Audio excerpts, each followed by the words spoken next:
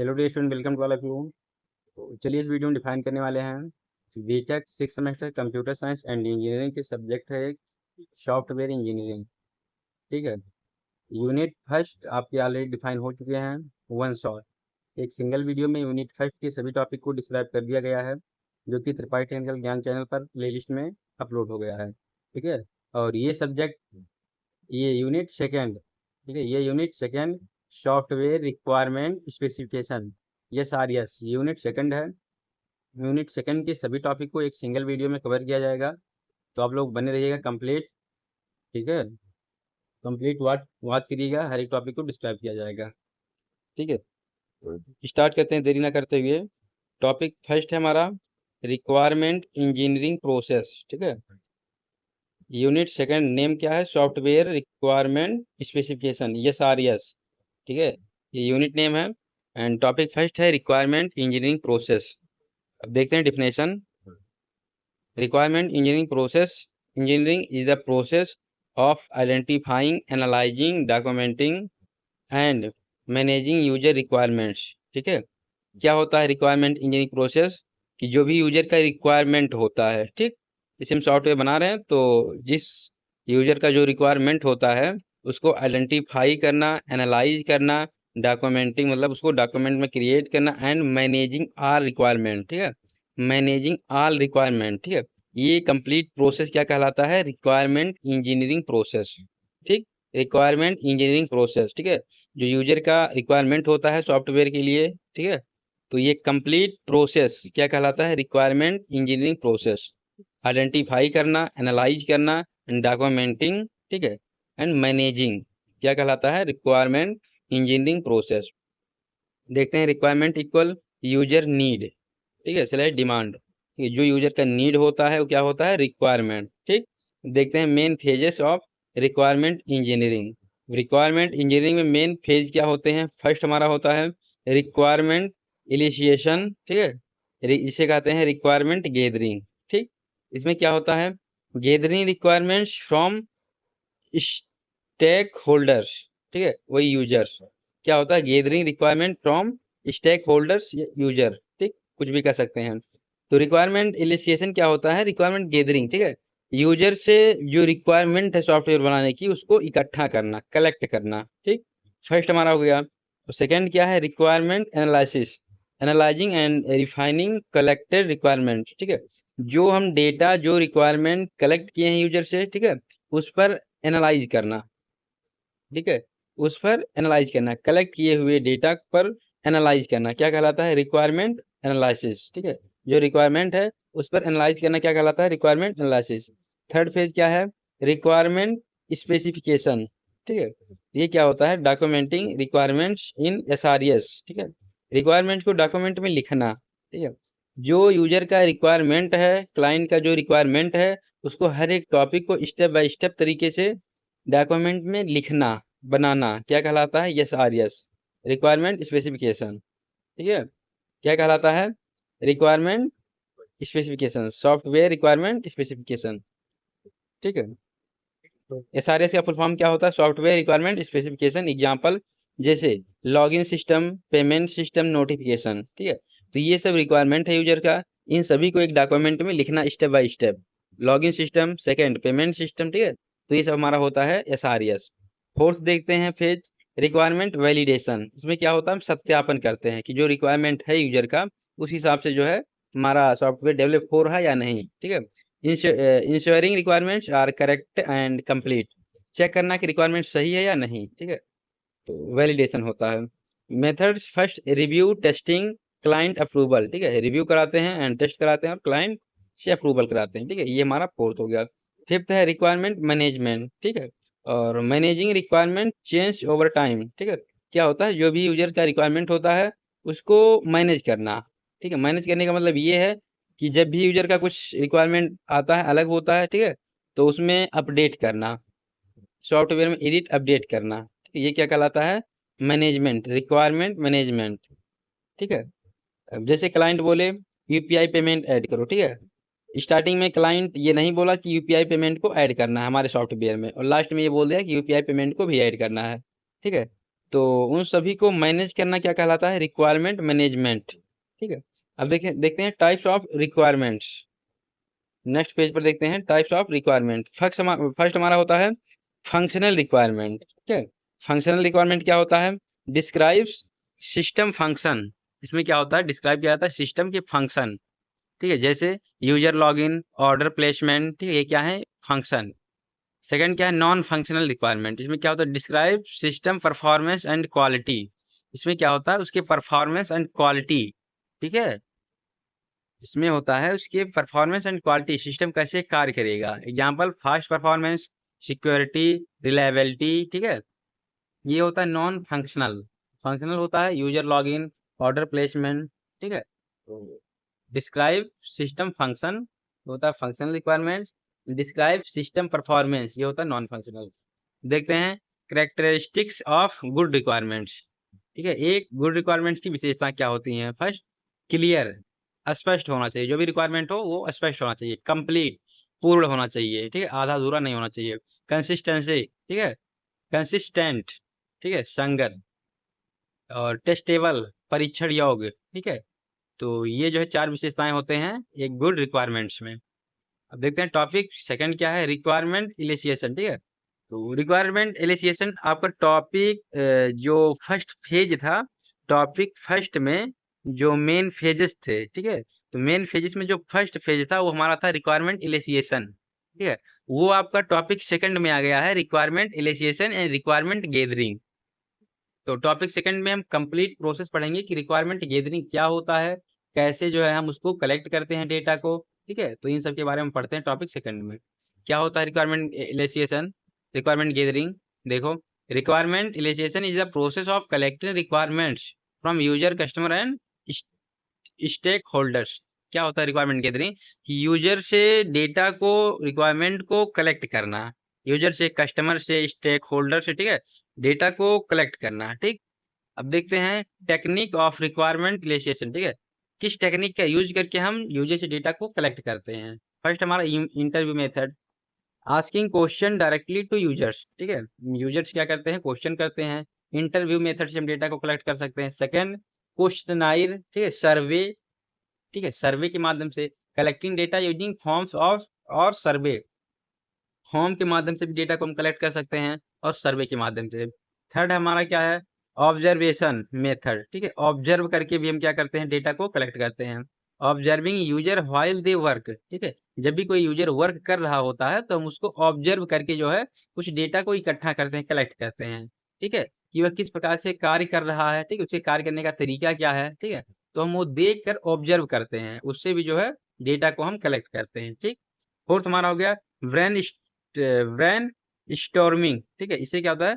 Gathering idea in A group. ठीक, इसमें क्या होता है? हम ग्रुप में बैठकर आपस में डिस्कशन करके भी जो है डेटा को कलेक्ट कर सकते हैं। ग्रुप डिस्कशन करके आइडिया निकालना। ठीक, आपस में बैठकर ग्रुप डिस्कशन करके भी जो हम डेटा को कलेक्ट कर सकते हैं। तो ये सब हमारा टेक्निक है कि इन टेक्निक का यूज करके हम डेटा को कलेक्ट करते हैं। ठीक है, जो कि हमारे रिक्वायरमेंट गैदरिंग के अंदर ये सब टेक्निक आता है। फोर्थ हमारा प्रोटोटाइपिंग। ठीक है, इसमें क्या होता है? हम एक प्रोटोटाइप क्रिएट करके उससे भी जो है कुछ डेटा कलेक्ट कर सकते हैं। Creating a simple model of the system, किसी सिस्टम का एक प्रोटोटाइप बनाकर, ठीक है, उससे भी हम क्या करते हैं?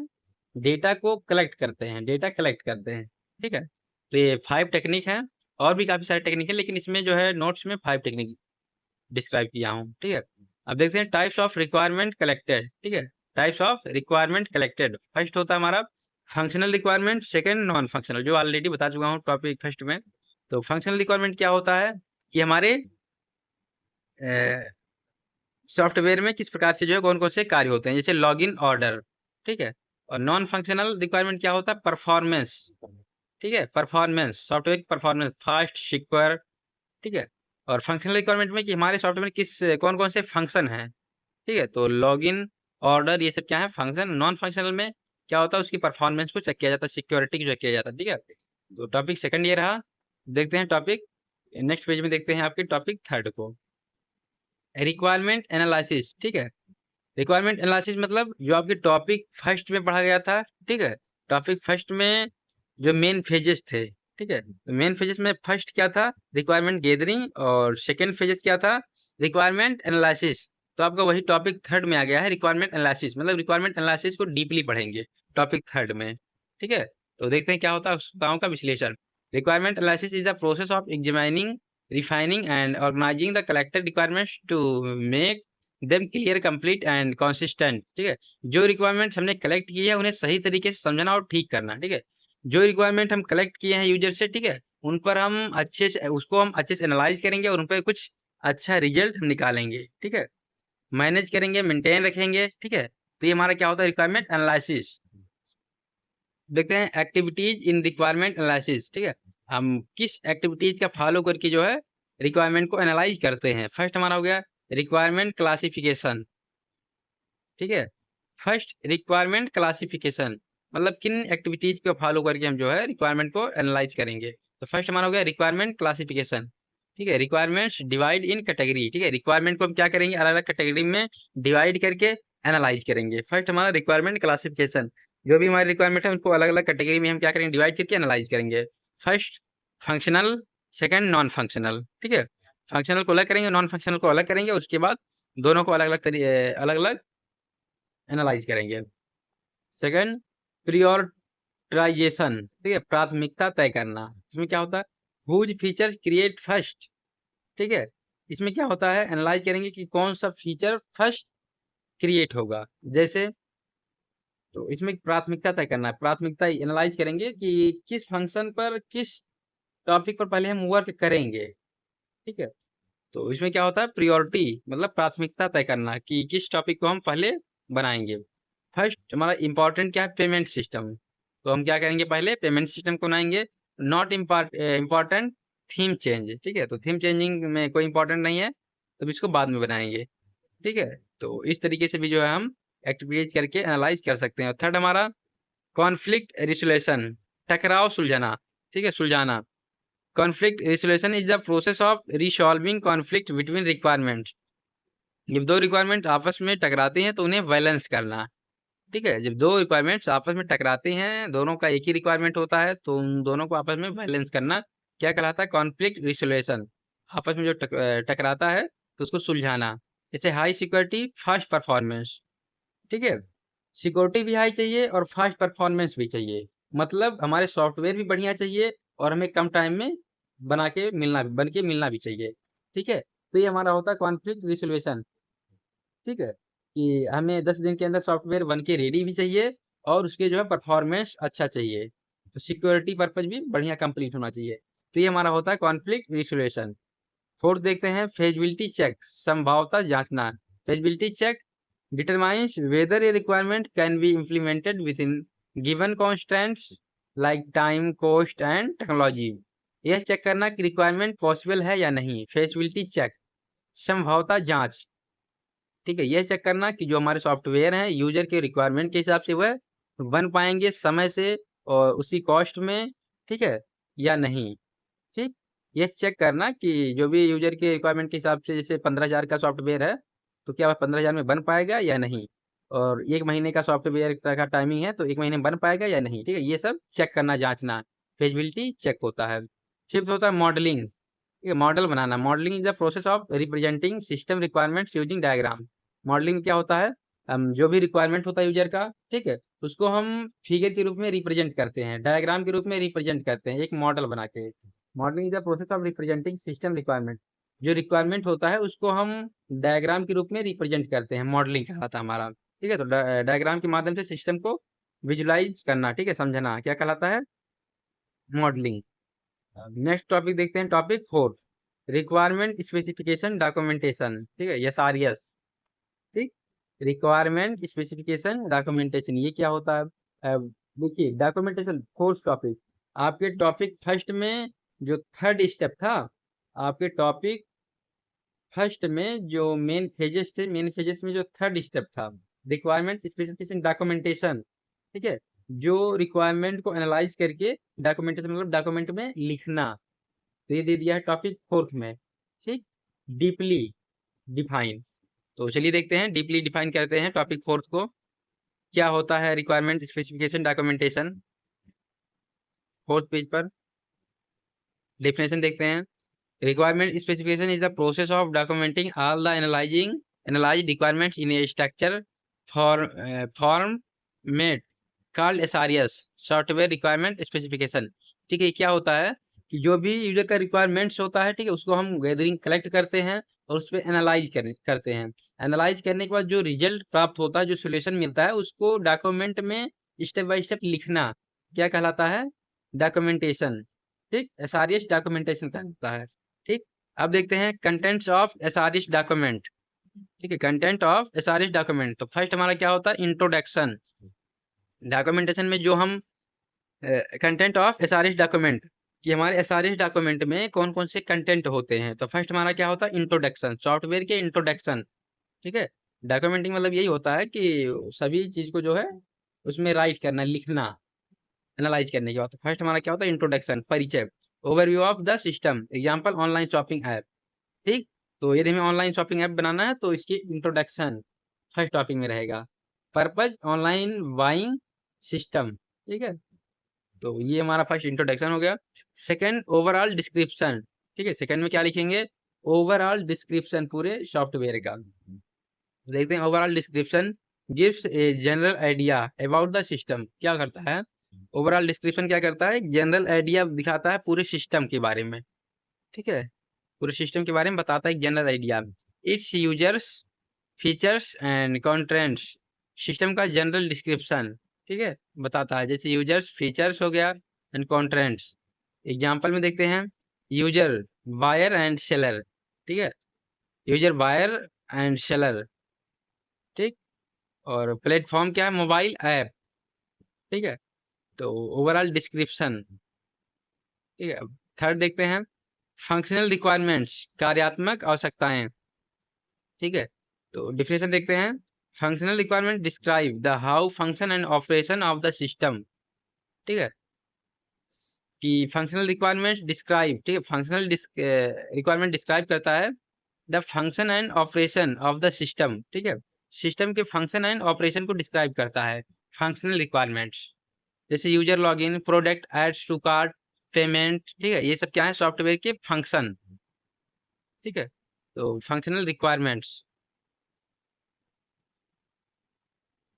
फोर्थ देखते हैं, नॉन फंक्शनल रिक्वायरमेंट्स, गैर कार्यात्मक आवश्यकताएं। जैसे non functional requirements define the performance, quality and constants of the system. ठीक है, ये क्या करता है? फंक्शन को डिस्क्राइब नहीं करता, ये उसके क्वालिटी, परफॉर्मेंस, ठीक है, इन सबको डिस्क्राइब करता है। जैसे ऐप फास्ट लोड। ठीक है, ऐप बहुत जल्दी लोड हो जाता है 2 सेकंड के अंदर। सिक्योर, ठीक है, क्या है? बहुत सिक्योर है ऐप। रिलायबल, ठीक है, रिलायबल। ठीक है, तो ये सब क्या है? Non functional requirements. Fifth topic देखते हैं, एक्सटर्नल इंटरफेस रिक्वायरमेंट, बाहरी इंटरफेस आवश्यकताएं। ये क्या होता है? External interface requirement describe how the system interact with external components. ठीक है, कैसे जो है इंटरेक्ट होता है with external components like users, hardware and other software. ठीक है, बाहरी इंटरफेस आवश्यकताएं क्या होता है?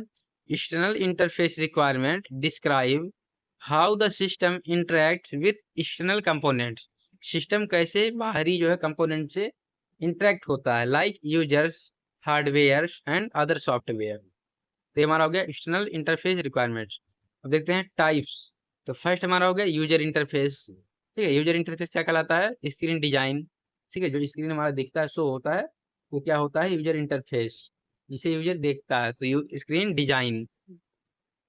नेक्स्ट पेज में देखते हैं, बी क्या है? Hardware interface, system devices. ठीक है, हार्डवेयर इंटरफेस मतलब सिस्टम डिवाइसेस, जो सिस्टम के डिवाइसेस हैं वो क्या है? Hardware interface. सी क्या है? Software interface, software connection. ठीक है, कि किस प्रकार से जो है सॉफ्टवेयर काम कर रहा है सिस्टम में। ठीक, एग्जाम्पल मोबाइल ऐप। ठीक है, मोबाइल ऐप का यूआई। ठीक है, और पेमेंट गेटवे इंटीग्रेशन। ठीक है, तो ये क्या हमारा? सॉफ्टवेयर कनेक्शन, किस प्रकार से जो है पेमेंट गेटवे इंटीग्रेशन कनेक्ट है। ठीक है, तो ये हमारा हो गया सॉफ्टवेयर इंटरफेस। अब टॉपिक 5 देखते हैं, रिक्वायरमेंट वैलिडेशन। ठीक है, रिक्वायरमेंट वैलिडेशन, कि जो हमारे यूजर के रिक्वायरमेंट हैं, क्या वह सत्य हैं कि गलत। मतलब जो हमारे यूजर के रिक्वायरमेंट हैं, क्या हम उसी हिसाब से जो है सॉफ्टवेयर डेवलप कर रहे हैं या किसी प्रकार की जो है मिस्टेक हो रहा है। तो उसको वैलिडेट करना, आवश्यकताओं आवश्यकताओं का सत्यापन। तो डेफिनेशन है यही है, requirement validation is a process of checking whether the document requirements are correct, complete, consistent and meet user needs। ठीक है, इसमें क्या होता है, जो रिक्वायरमेंट लिखी गई है क्या वो सही है, यूजर के हिसाब से ये सही है। ठीक है, इसको जो है चेक करना। वैलिडेशन टेक्निक क्या है, first review, reviewing requirements by team and stakeholders. ठीक है, रिव्यू देखते हैं कि टीम के द्वारा एंड यूजर्स के द्वारा। ठीक है, टीम एंड क्लाइंट मिलकर रिक्वायरमेंट चेक करते हैं। Second, prototyping, creating a prototype to validate requirements. ठीक है, एक डेमो बनाते हैं, डेमो बनाकर चेक करना है, एक डेमो बनाते हैं और फिर उसको चेक कराते हैं क्या यह सही है। तो ये भी हमारा जो है टेक्निक है वैलिडेट करने का। Third, test case generation, creating test case to validate requirement. क्या होता है, टेस्ट केस बनाकर वेरीफाई करना। ठीक है, कुछ भी चीज़ें पहले बनाना फिर उसे वेरीफाई कराना, वेरीफाई में वो कंप्लीट हो गया उसके बाद उसको कंप्लीट डिजाइन करना। ठीक है, तो ये हमारा होता है टेस्ट केस जनरेशन। से लॉगिन टेस्ट, पहले लॉगिन पेज बना के उसे टेस्ट करा दिए, यूजर को अच्छा लगा। ठीक है, फिर और क्या किया, उसे मॉडिफाई कर दिए। ठीक है, और अच्छा बना दिए, इंटरेक्टिव। ठीक, पेमेंट टेस्ट। ठीक है, ये सब बना बना कर टेस्ट कराना क्या कहलाता है, test case generation.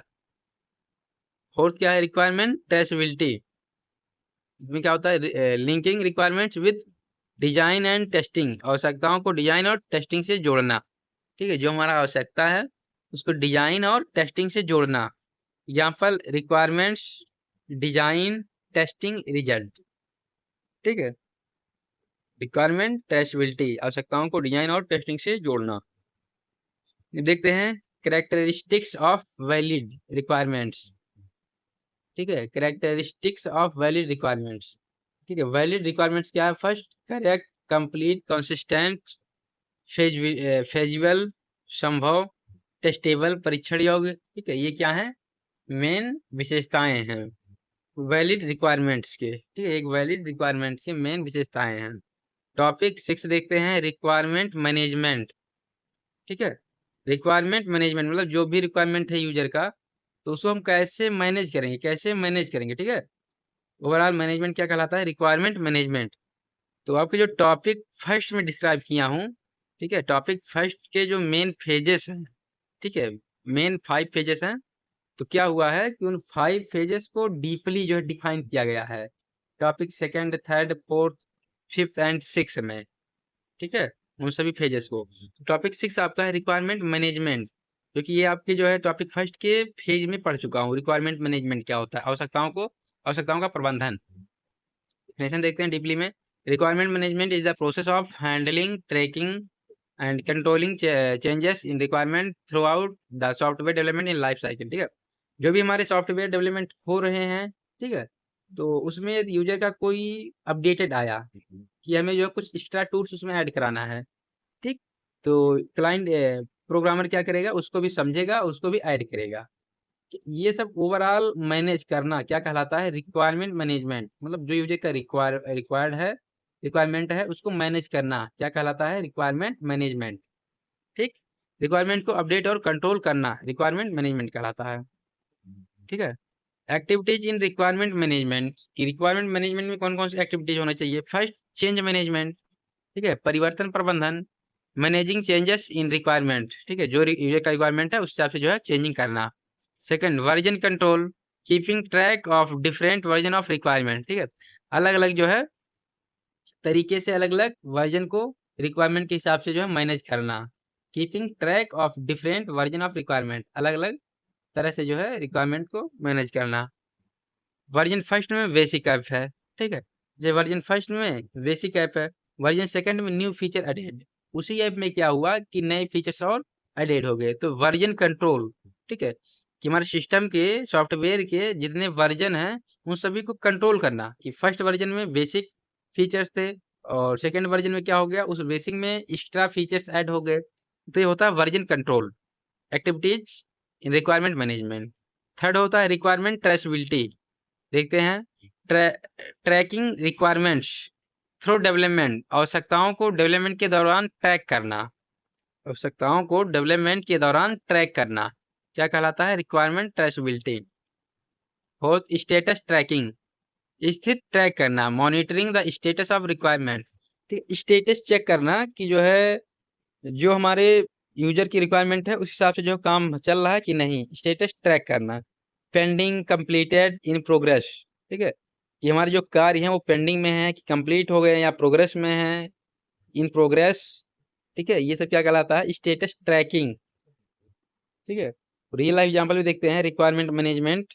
Suppose you are developing an online shopping app, ठीक है, आप एक ऑनलाइन शॉपिंग ऐप को डेवलप कर रहे हैं। Situation, initially the app supported only cash on delivery, ठीक है, वह एप्लीकेशन क्या कर रहा है कि केवल कैश ऑन डिलीवरी को सपोर्ट कर रहा है।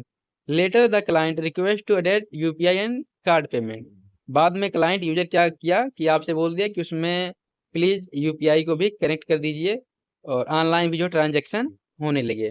ठीक है, ऑप्शन क्या है, handling and updating these changes in requirement is called requirement management. ठीक है, तो ये जो परिवर्तन है, ठीक है, परिवर्तन क्या कहलाता है, रिक्वायरमेंट मैनेजमेंट।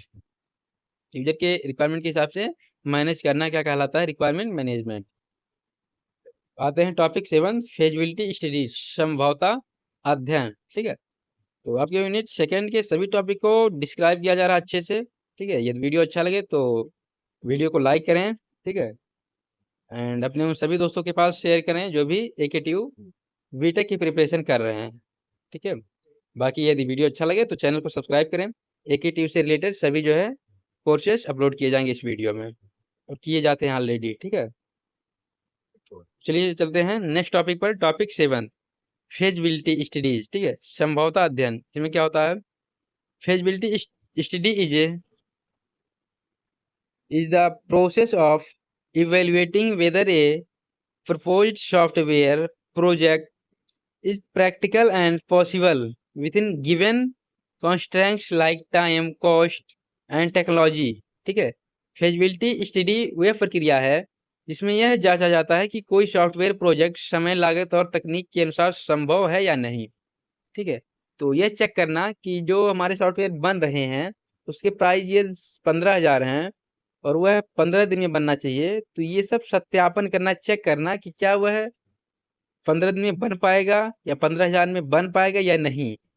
ठीक है, तो वही कहलाता है फेजिबिलिटी स्टडी। वह प्रक्रिया है जिसमें यह जांचा जाता है कि कोई सॉफ्टवेयर प्रोजेक्ट समय और लागत और तकनीक के अनुसार संभव है या नहीं। ठीक है, यह चेक करना। अब देखते हैं टाइप्स ऑफ फेजिबिलिटी स्टडीज। ठीक, types of feasibility studies, first क्या है, टेक्निकल फेजिबिलिटी, तकनीकी संभवता, determines whether the required technology and resources are available. ठीक है, इसमें क्या होता है, तकनीकी संभवता, determines whether the required technology and resource are available. ठीक है, क्या जो हमारे टेक्नोलॉजी रिक्वायर्ड हैं वह अवेलेबल है, टेक्नोलॉजी एंड रिसोर्सेस जो रिक्वायर्ड हैं वह अवेलेबल हैं या नहीं। ठीक है, ये क्या कहलाता है, टेक्निकल फेजिबिलिटी, तकनीकी संभवता, ये चेक करना। इकोनॉमिक फेजिबिलिटी, आर्थिक संभवता, ये चेक करना। Checks whether the project is financial viable. ठीक है, प्रोजेक्ट कॉस्ट अफोर्डेबल है या नहीं। ठीक है, एग्जांपल में जैसे प्रोजेक्ट कॉस्ट 10 लाख है और बजट 3 लाख। ठीक है, तो ये सब चेक करना कि प्रोजेक्ट कॉस्ट 10 लाख है और बजट क्या है, 3 लाख, तो ये जो 3 लाख में मैनेज नहीं हो पाएगा, तो ये सब चेक करना, इकोनॉमिक फेजिबिलिटी, आर्थिक संभवता। थर्ड, ऑपरेशनल फेजिबिलिटी, संचालन संभवता, determines whether the system will be accepted and used by users, system user के लिए यूजेबल है या नहीं। ऑपरेशनल फेजिबिलिटी, संचालन संभवता, क्या यह जो बन रहा सॉफ्टवेयर या यूजर के लिए संभव है, चलाने योग्य है या नहीं। ऑपरेशनल फेजिबिलिटी। फोर्थ क्या है, शेड्यूल फेजिबिलिटी, समय संभवता, checks whether the project can be completed within the given time. Schedule feasibility मतलब समय संभवता, क्या दिए गए समय के में हमारे सॉफ्टवेयर बन सकते हैं या नहीं, प्रोजेक्ट समय पर पूरा हो सकता है या नहीं, इसको चेक करना। एग्जाम्पल, प्रोजेक्ट टाइम 1 मंथ और वर्क नीडेड 6 मंथ। ठीक है, टाइमिंग 1 मंथ है और उसमें नीड कितने हैं, 6 मंथ की। ठीक है, तो ये चेक करना, समय संभवता। अब देखते हैं स्टेप इन फेजिबिलिटी स्टडीज। ठीक है, कौन कौन से स्टेप पढ़े जाते हैं फेजिबिलिटी स्टडीज में। फर्स्ट, प्रॉब्लम डिफाइन, पहले क्या होता है, प्रॉब्लम को डिफाइन किया जाता है। सेकंड, पॉसिबल सोल्यूशन आइडेंटिफाई, जो सोल्यूशन पॉसिबल होते हैं उसको आइडेंटिफाई किया जाता है। Second, third, cost and benefit analyse, उसमें एनालाइज किया जाता है कि कितने कॉस्ट लगेंगे और कितने बेनिफिट होंगे। ठीक है। और फोर्थ क्या है हमारा, फाइनल डिसीजन। इसके बाद फोर्थ स्टेप में फाइनल डिसीजन ले लिया जाता है। तो आपके टॉपिक 7 भी कंप्लीट हो गए। अब देखते हैं आपके टॉपिक 8 क्या है, इंफॉर्मेशन मॉडलिंग। ठीक है, इंफॉर्मेशन मॉडलिंग क्या होता है देखते हैं। Information modelling is the process of representing system requirements and data using diagram and models. Information modelling वह प्रक्रिया है जिसमें सिस्टम की जानकारी और रिक्वायरमेंट को डायग्राम के माध्यम से प्रस्तुत किया जाता है। ठीक है, तो इंफॉर्मेशन मॉडलिंग क्या है कि जो रिक्वायरमेंट है यूजर का उसको फिगर के रूप में रिप्रेजेंट करना। Types of information modelling. Information modelling को पढ़ते हैं। फर्स्ट हमारा है डेटा फ्लो डायग्राम, डीएफडी। ठीक है, DFD, A data flow diagram is a graphical representation of how data flow through a system. ठीक है, डेटा फ्लो डायग्राम एक डायग्राम होता है जो यह दिखाता है कि डेटा सिस्टम के अंदर कैसे फ्लो होता है। ठीक है, जिसे हम कहते हैं डीएफडी, डेटा फ्लो डायग्राम। यह ग्राफ के रूप में रिप्रेजेंट करता है कि हमारे सिस्टम में डेटा कैसे फ्लो होता है। कंपोनेंट्स ऑफ डीएफडी, डीएफडी के कंपोनेंट। फर्स्ट हमारा क्या होता है, process, converting input data into output. Process क्या होता है कि जो हमारे इनपुट दिए गए हैं उसको प्रोसेस करके आउटपुट में कन्वर्ट करना। ठीक है, तो ये हमारा फर्स्ट कंपोनेंट होता है प्रोसेस, ऑर्डर प्रोसेसिंग। ठीक है, सेकंड होता है डेटा फ्लो, डेटा का flow, show the movement of data. ठीक है, डेटा के फ्लो को जो है दिखाना क्या कहलाता है, डेटा फ्लो, सेकंड कंपोनेंट है। Example user order. ठीक है, यूजर क्या किया, ऑर्डर किया कोई भी सामान, प्रोडक्ट है। ठीक है, तो ये हमारा है show the moment of data. ठीक है, डेटा फ्लो हो रहा है इसमें। थर्ड है data store, stores data for later use. ठीक है, एग्जांपल डेटाबेस, डेटाबेस में डेटा स्टोर हो रहा है। Types of DTD, DFD, types of DFD, data flow diagram. First हमारा है level zero DFD, context diagram. इसमें क्या होता है, show the entire system as a single process. Level zero DFD में क्या होता है कि शो, इसमें दिखाता है entire system as a single process, एक सिंगल प्रोसेस में सभी सिस्टम को दिखाता है। Example user online shopping system output. ठीक, user online shopping systems output, ये क्या है हमारा, एक सिंगल सिस्टम में, ठीक है, सभी जो है प्रोसेस को दिखाता है। एक सिंगल सिस्टम में सभी प्रोसेस होता है। Second level one DFD, breaks the system into sub process. जो हमारे सिस्टम के प्रोसेस हैं उसको क्या होता है, सब प्रोसेस में डिवाइड किया जाता है। जैसे login process, order process, payment process. ठीक है, तो ये हमारा होता है डीएफडी, लॉगिन प्रोसेस को अलग रिप्रेजेंट करना, ऑर्डर प्रोसेस को अलग रिप्रेजेंट करना, पेमेंट प्रोसेस को अलग रिप्रेजेंट करना। ठीक है, तो ये हमारा होता है data flow diagram level first, जिसमें अलग अलग प्रोसेस को रिप्रेजेंट किया जाता है, तोड़ा जाता है। थर्ड क्या है, level second DFD, more detail सब प्रोसेस। ठीक है, इसमें क्या होता है, user selected food, place order, payment, restaurant, delivery. इसमें क्या होता है कि जो हमारे प्रोसेस सब प्रोसेस हैं उसको भी और सब प्रोसेस में, ठीक है, डिवाइड किया जाता है। तो ये हो गया हमारा लेवल सेकंड डीएफडी। अब देखते हैं second entity relationship diagram. First हमारा था डीएफडी, ठीक है, डेटा फ्लो डायग्राम। सेकंड होता है एंटिटी रिलेशनशिप डायग्राम। इसमें क्या होता है, की value. An ER diagram is a graphical representation of entities and their relation in a database. इसमें क्या होता है, डेटाबेस में किस प्रकार से आपस में रिलेशन है, ठीक है, इसको क्या करता है, डिफाइन करता है डायग्राम के रूप में। एंटिटी रिलेशन, ठीक है, एंटिटी का आपस में किस प्रकार से रिलेशन है, इसको डायग्राम के रूप में रिप्रेजेंट करना क्या कहलाता है, entity relation diagram, ER diagram. ठीक है, ईआर डायग्राम एक डायग्राम होता है जो डेटाबेस में एंटिटी और उनके रिलेशनशिप को दर्शाता है। अब देखते हैं components of ER diagram. ER diagram के कंपोनेंट, फर्स्ट क्या होता है हमारा एंटिटी। एंटिटी क्या होता है, रेक्टेंगल, एन ऑब्जेक्ट, ठीक है, anything in the system. System में जो भी वस्तुओं क्या कहे हमारे ऑब्जेक्ट, जैसे यूजर, प्रोडक्ट, ऑर्डर, ठीक है, ये सब क्या है, एनीथिंग्स ऑब्जेक्ट। तो हमारा क्या हो गया, एंटिटी। सेकंड क्या है, एट्रीब्यूट, विशेषता, describes properties of an entity. ठीक है, उस एंटिटी के बारे में डिस्क्राइब करना क्या कहलाता है, एट्रीब्यूट, विशेषता। एग्जांपल जैसे यूजर, ठीक है, तो यूजर है तो यूजर के नेम, ईमेल। प्रोडक्ट है तो प्रोडक्ट का प्राइस एंड नेम। ठीक है, तो प्रोडक्ट के बारे में डिस्क्राइब किया जा रहा है, विशेषता, प्रोडक्ट का विशेषता बताया जा रहा है कि उसके जो है प्राइस क्या है, नेम क्या है उस प्रोडक्ट का, ठीक है, और यूजर है तो यूजर का नेम क्या है, उसकी ईमेल क्या है, ठीक है। तो एंटिटी की जो है विशेषता को बताता है एट्रीब्यूट, ठीक। थर्ड क्या हमारा रिलेशनशिप, संबंध, so how entities are related, ठीक है। ये संबंध बताता है कि हमारे दो एंटिटी के बीच में कैसा संबंध है। एग्जांपल, यूजर प्लेसेस ऑर्डर, ठीक है, यूजर प्रोडक्ट को ऑर्डर कर रहा है, तो कहाँ पर कर रहा है, ठीक है, यूजर का किस प्लेस से जो है संबंध है, ठीक, उसी जगह पर ऑर्डर होगा प्रोडक्ट, ठीक है। तो रिलेशनशिप ये संबंध दर्शाता है कि यूजर हमारा किस प्लेस से जो ऑर्डर किया है, ठीक है। तो ये कॉमन कंपोनेंट्स हैं ये डायग्राम के। अब देखते हैं टाइप्स ऑफ रिलेशनशिप, ठीक है। रिलेशनशिप के टाइप क्या है। First, one to one, one entity one entity, one entity से वन एंटिटी का रिलेशनशिप। एग्जांपल, पर्सन पासपोर्ट, ठीक है, एक पर्सन का एक पासपोर्ट होता है, ठीक है। सेकंड क्या है, वन टू मेनी, इसमें क्या होता है, वन एंटिटी होता है और मेनी एंटिटीज होता है। एक एंटिटी का मेनी एंटिटीज से क्या होता है, रिलेशन होता है। एग्जांपल जैसे यूजर कई ऑर्डर्स, एक यूजर है वह कई सारे ऑर्डर कर सकता है ऑनलाइन, ठीक है। तो ये हमारा सेकंड हो गया वन टू मेनी। थर्ड है हमारा many to many, many entities relation with many entities, many entities का रिलेशन मेनी एंटिटीज से होता है। एग्जांपल, स्टूडेंट्स कोर्सेस, ठीक है, काफी सारे स्टूडेंट काफी सारे कोर्सेज को करते हैं, अलग अलग स्टूडेंट अलग अलग कोर्सेज को करते हैं, ठीक है। तो हमारे मेनी हो गए, मेनी टू मेनी।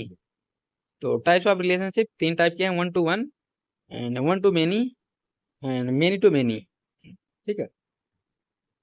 अब हमारे डीएफडी हो गए और ईआर डायग्राम भी हो गए।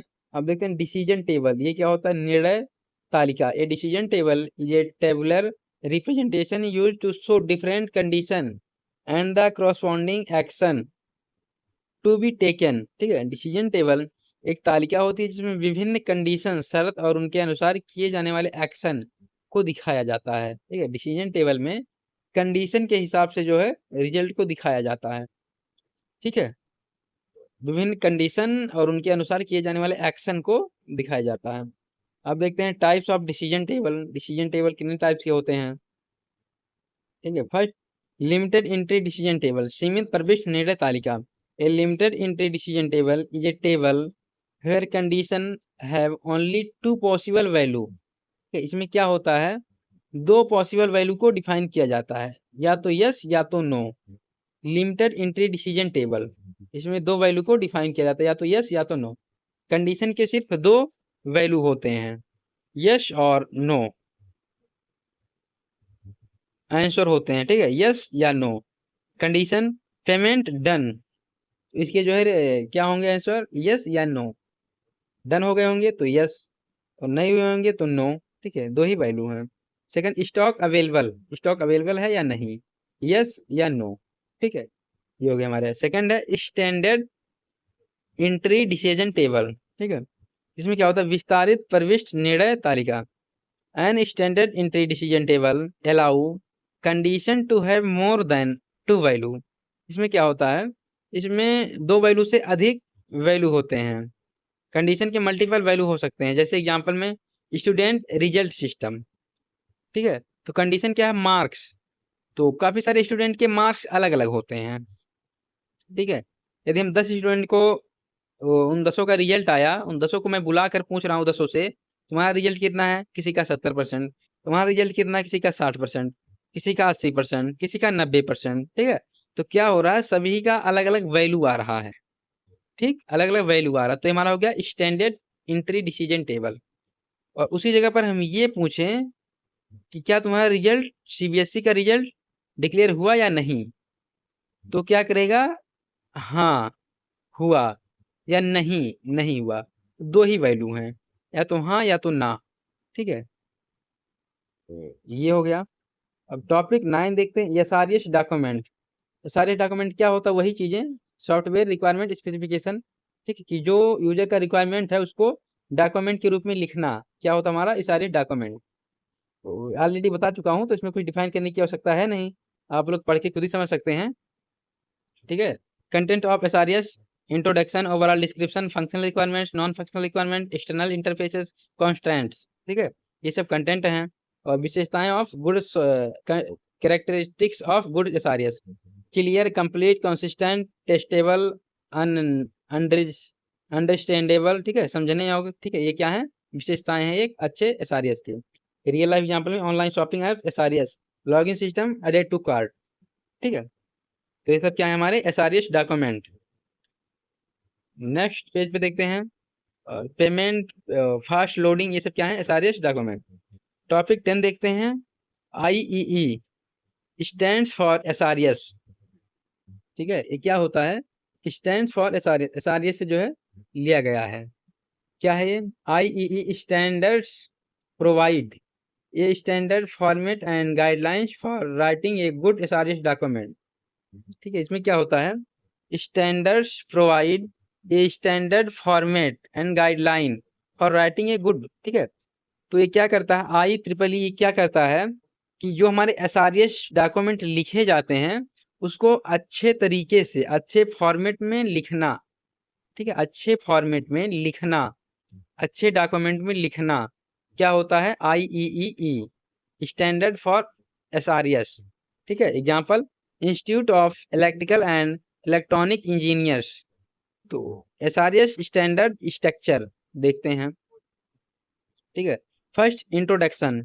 Basic information, second includes purpose, scope और डिफिनेशंस, सेकंड क्या overall description, system overview, system का overview, includes user characteristics, system features, constraints, ये क्या है overall description. Third specific requirements, third क्या हमारे specific requirement, detail requirements, specific requirement मतलब detail requirement, includes functional requirements, non functional requirements, external interfaces, ठीक है, तो ये हमारे हैं IEEE institute of electrical and electronic engineers, ठीक है, जो क्या करता है हमारे एसआरएस डॉक्यूमेंट को एक अच्छे तरीके से जो है रिप्रेजेंट करवाता है, गाइडलाइन करता है, ठीक है, characteristics of Indian institute of electrical and electronic engineers, ठीक है, first correct, complete, unambiguous, verifiable, modifiable, ठीक है, तो ये सब विशेषताएं हैं। टॉपिक 10 देखते हैं, SQA प्लान क्या है, software quality assurance plan, software quality assurance plan ये क्या है, an SQA plan is a document that describe the procedures, standards, tools and responsibility required to ensure software quality during development. ये क्या होता है, SQA plan एक दस्तावेज है जिसमें यह बताया जाता है कि सॉफ्टवेयर की गुणवत्ता सुनिश्चित करने के लिए कौन कौन सी प्रक्रियाएं, मानक, टूल्स और जिम्मेदारियां होंगी, ठीक है, तो सॉफ्टवेयर क्वालिटी एश्योरेंस, ठीक है, इसमें ये बताया जाता है कि एक अच्छे सॉफ्टवेयर को बनाने के लिए क्या क्या चीज़ें जो है चाहिए। SQA प्लान एक दस्तावेज है जिसमें यह बताया जाता है कि सॉफ्टवेयर की गुणवत्ता सुनिश्चित करने के लिए कौन कौन सी प्रक्रियाएं, मानक, टूल्स और जिम्मेदारियां होंगी, ठीक है, तो ये हमारे हैं SQA software quality assurance plan, ठीक है, क्या क्या चीज़ें चाहिए एक अच्छे सॉफ्टवेयर बनाने के लिए, ठीक है, ये प्लान किया जाता है SQA सॉफ्टवेयर क्वालिटी एश्योरेंस, ठीक है।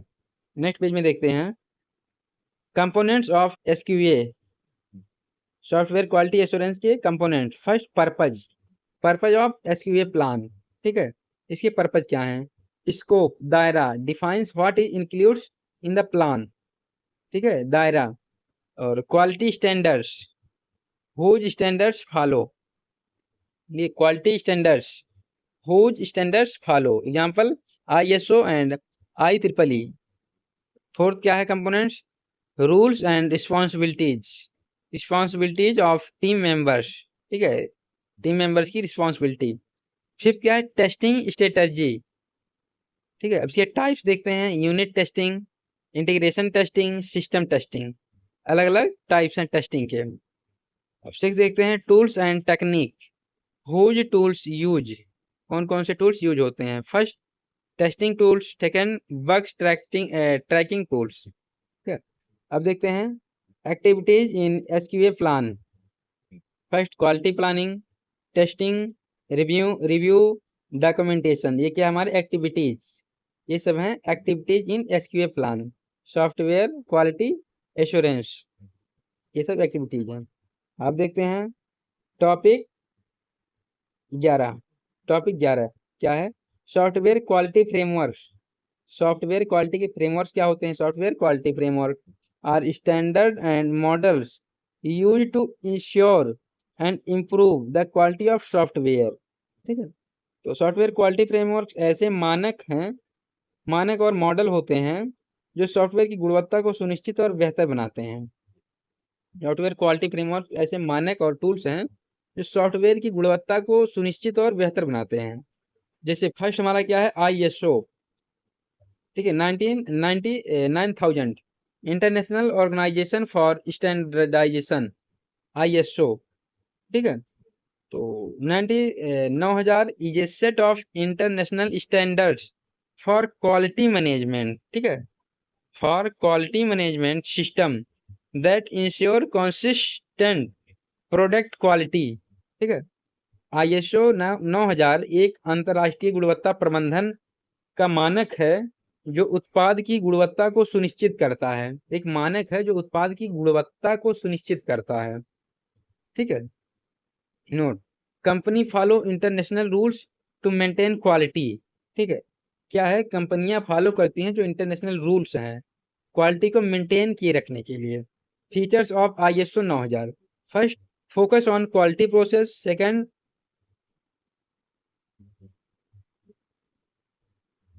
है डॉक्यूमेंटेशन रिक्वायर्ड।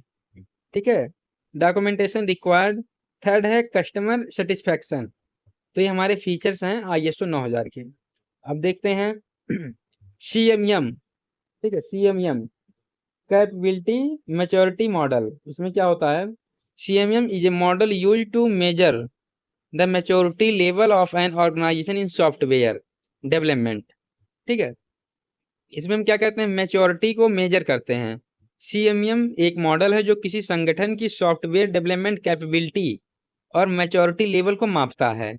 कोई कंपनी है, ठीक है, सॉफ्टवेयर कंपनी है, ठीक है, तो उसमें डेवलपमेंट की किस प्रकार की जो है मैच्योरिटी है, कैपेबिलिटी है, उसको मापना क्या कहलाता है? Capability maturity model. ठीक है, note, it show how well, कितनी अच्छा एक कंपनी मैनेजेस इट्स प्रोसेस। कोई कंपनी कितनी अच्छा जो है प्रोडक्ट को, सॉफ्टवेयर को मैनेज कर लेती है, इसका मेजर करना। टाइप टॉपिक 12 देखते हैं, verification and validation. Verification and validation क्या होता है? तो आप सभी को पता ही होगा कि वेरिफिकेशन क्या है एंड वैलिडेशन क्या है। जो भी यूजर की रिक्वायरमेंट है उसको वेरीफाई करना एंड वैलिडेट करना। तो फर्स्ट है verification. Verification is the process of checking whether the software is being developed correctly according to the requirement. तो वेरिफिकेशन करना कि जो हमारे यूजर की रिक्वायरमेंट है उस हिसाब से हमारे सॉफ्टवेयर क्रिएट हो रहे हैं या उसमें कुछ एरर हो रहे हैं। ठीक है, example checking design code and documents. Check करना डिजाइन को, कोड को एंड डॉक्यूमेंट्स को, एक क्या कहलाता है? वेरिफिकेशन। एंड वैलिडेशन क्या होता है? Validation is the process of checking whether the final software meet the user needs. ठीक है, कि फाइनल कंप्लीट सॉफ्टवेयर बनने के बाद क्या वह सॉफ्टवेयर यूजर की नीड के हिसाब से कार्य कर रहा है, आवश्यकताओं को पूरा कर रहा है या नहीं। ठीक है, ये क्या कहलाता है? Validation. Checking final product with user क्या कहलाता है? वैलिडेशन। ठीक है, कि सॉफ्टवेयर के हमारे क्या वैलिडेशन है, क्या वह आवश्यकताओं को के हिसाब से काम कर रहा है या नहीं। चलिए डियर स्टूडेंट, आपके यूनिट सेकंड कंप्लीट डिस्क्राइब हो चुके हैं, सॉफ्टवेयर रिक्वायरमेंट स्पेसिफिकेशन। ठीक है, तो 52 मिनट में आपके unit second software requirement specification complete describe हो चुके हैं। ये वीडियो अच्छा लगा तो लाइक करें, ठीक है, चैनल को सब्सक्राइब करें और अपने सभी दोस्तों के पास शेयर करें। Thanks for watching my video. Welcome to all of student.